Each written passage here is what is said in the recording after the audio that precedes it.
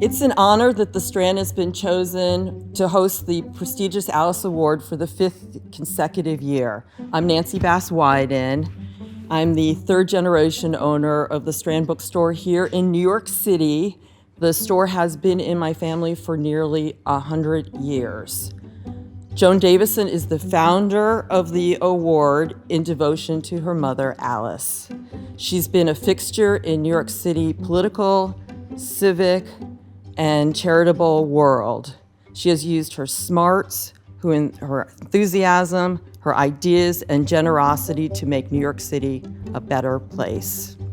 Welcome, everybody, to the 9th Alice Award. I wish we were all together to celebrate it tonight, but wherever you are, I'm warmly welcoming you to the event. I wish we could be here in the marvelous rare book room of our beloved Strand.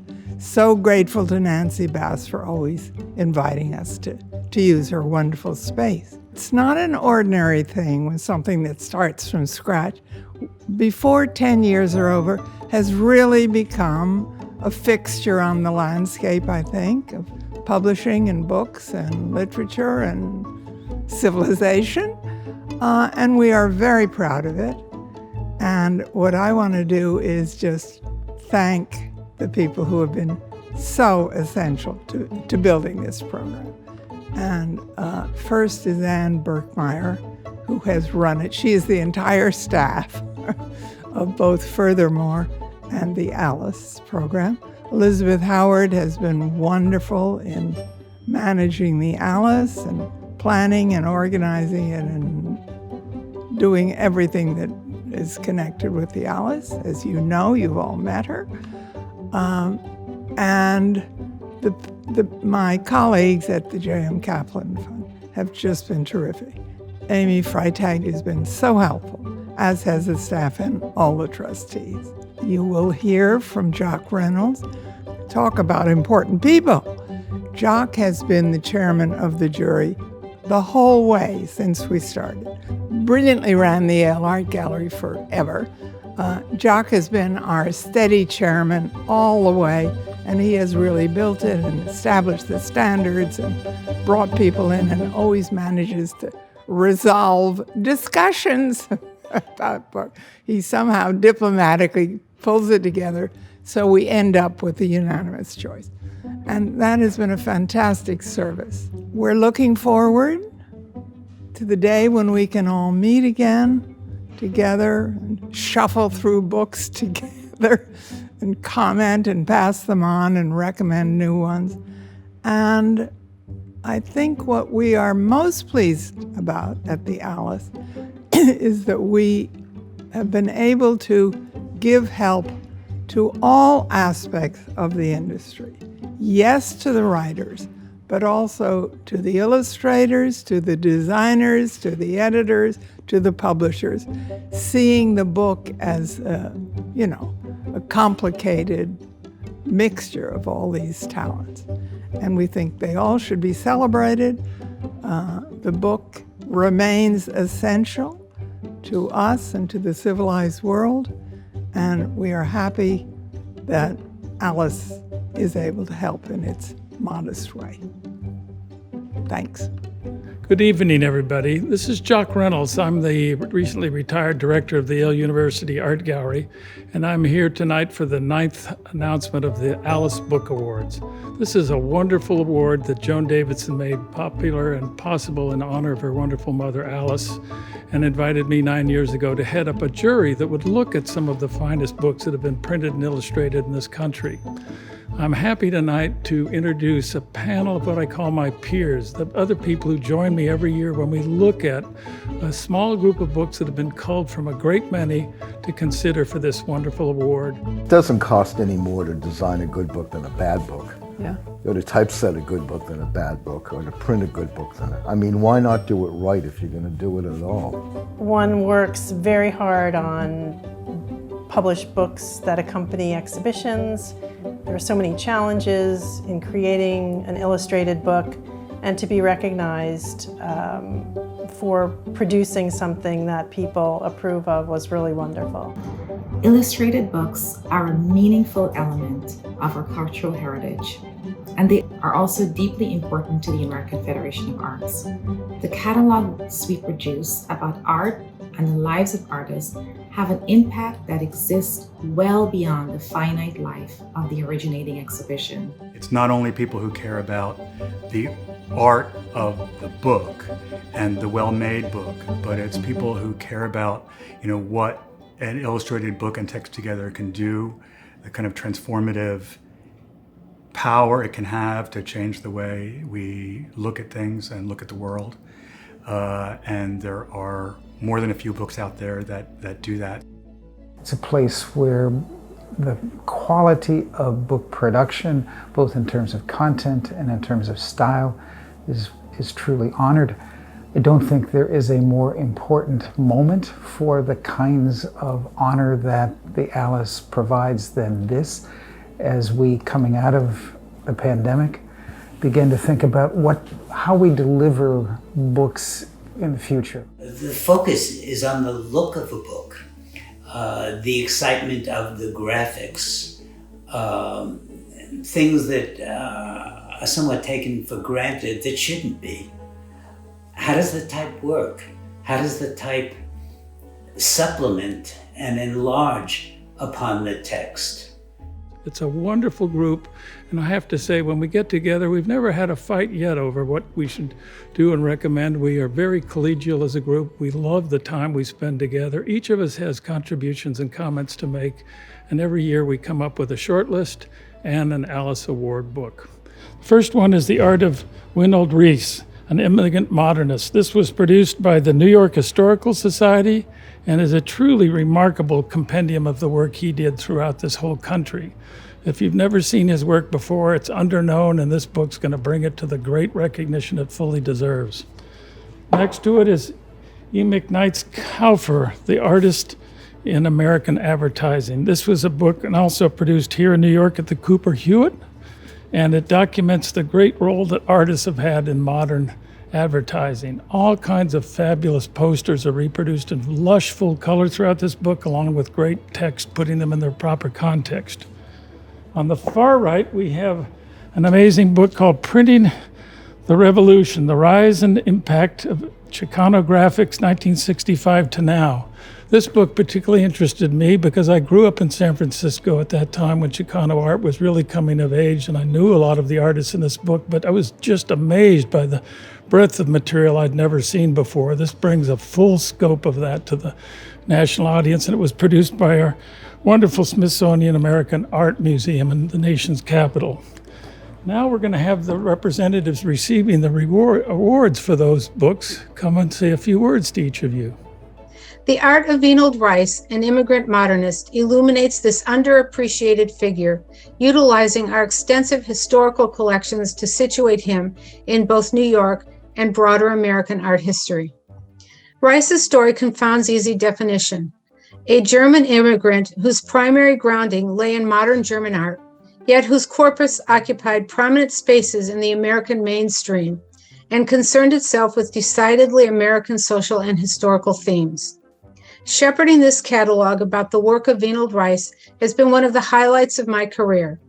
Combing through his archives containing his artworks, letters, his musings, and articles written about him has been an experience that I will savor. I feel quite fortunate to be in a profession that offers that interchange of ideas and, as well, an opportunity to share them with the public. This venture could not have been done without the fine work that predates our endeavor, as well as the terrific team that we had working on the project.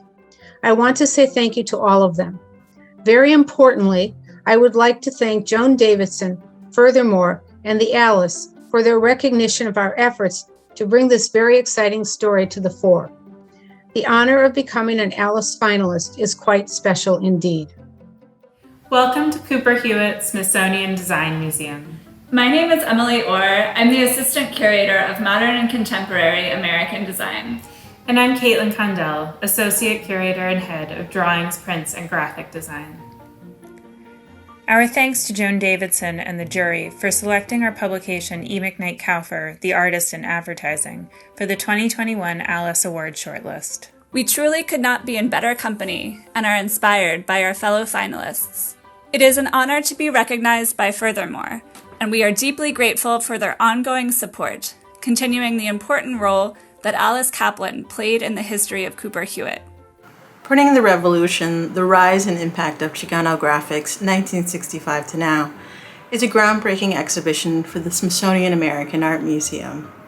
Curated by Dr. E. Carmen Ramos, this exhibition showcases the multi-generational history of Chicano graphics from the 1960s to today, examining the innovative printmaking practices of Chicanx artists and their ongoing efforts for social justice. We unveiled the exhibition in our Washington, D.C. galleries, and currently the show is on a national tour at select venues. We are grateful to Joan Davidson and the Furthermore Grants in Publishing for recognizing the exhibition catalog that remains a lasting record of cutting-edge, vital scholarship and a visual recognition of our robust, permanent collection of Chicano graphics. We are honored to have been nominated for the Alice Award. On behalf of Stephanie Stebish, the Margaret and Terry Stent Director of the Smithsonian American Art Museum, we thank you for the acknowledgement and congratulate the other deserving nominees. Now it's my pleasure to introduce this year's Alice Award winner. It's a remarkable book, and it's titled Strata, William Smith's Geological Maps, with a foreword by Robert McFarland, and it was published by the University of Chicago Press. Good evening and welcome. My name is Karen Darling, and I'm acquiring editor at the University of Chicago Press. It is my distinct pleasure to accept the 2021 Alice Award on behalf of the press and everyone whose hard work made Strata the beautiful book that you have before you. So thank you very much, and over to Rob and Tristan.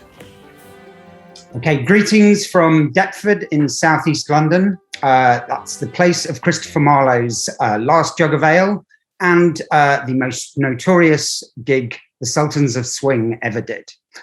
My name's Tristan Delancey. I am the head of illustrated reference at Thames and Hudson in the UK.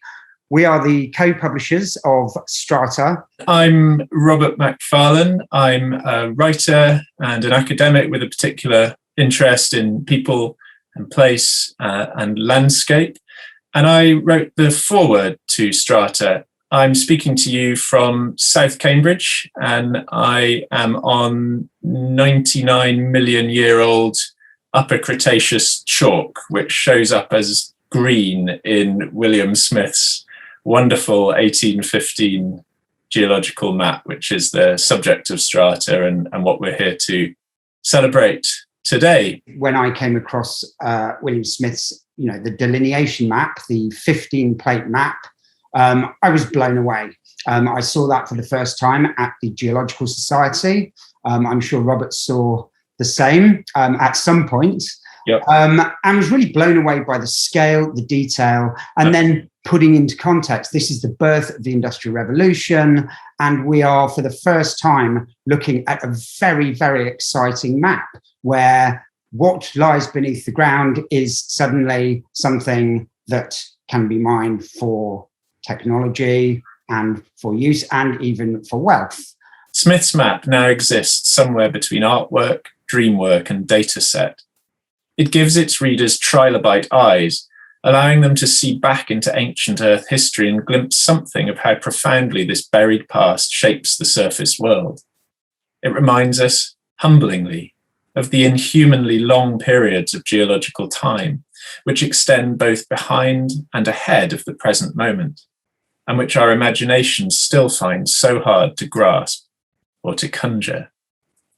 We live in a geological epoch which is being increasingly referred to as the Anthropocene, the age of humans, or technically the age of man. That hasn't yet been endorsed by the stratigraphers, the current body that endorses a new geological epoch. But I think it soon will be. It's a much contested term.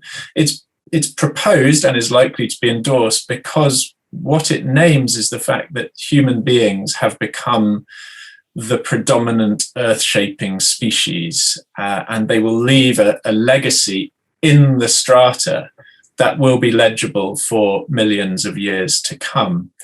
There are many good political objections to this idea, including the fact that it generalizes, as it were, blame for planetary change across a species, when in fact it's arguably a system, capitalism, and certainly certain groups of people that are more responsible and others that are more vulnerable to these changes. But it asks a big question, which is, how will our strata be read? Smith looked back and he dated the strata from those wonderful cake slices. This was one of his great realizations, is that fossils could help us date the sequence of strata. Well, what will our fossils be? What will our future remains be if a geologist like Smith were working on our epoch millions of years hence? What would be our strata markers?